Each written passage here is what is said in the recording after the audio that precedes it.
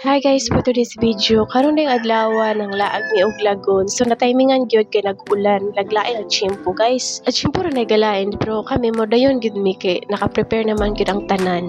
So mao ra gini nga time ng magkuyog ming mga parents diri ug mga kids para magbanding no. So kani sila naplanuhan gini namo kay para maka-banding pud mi tumalagsa. So dili gid mag-timing ang kaning chimpo guys no kay biskan to na plano na tud namo pero ang chimpo galain ang chimpo.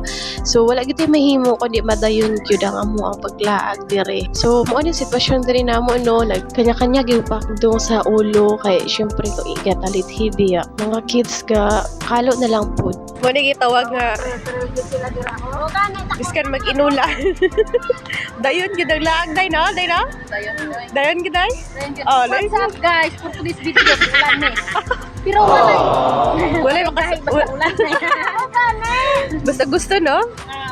Ano gina? So narami dire para maglantaw sa mga anak dito sa layo nga gadula. Sa amo na lang yung gilingaw-lingaw mo ka o galingon kay biska inulan ni enjoy raman po ang mga bata.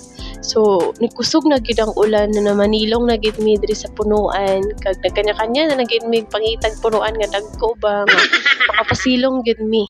A few moments later. Na may pagkaon ka pa danang ay ko dabi. Pagkaon na be. Ito tinapay gusto ko ya. Tinapay, harap sa papay. Jaltiya pag daw. Ito tinapay na bitay. Holding ha? Ito tinapay daw.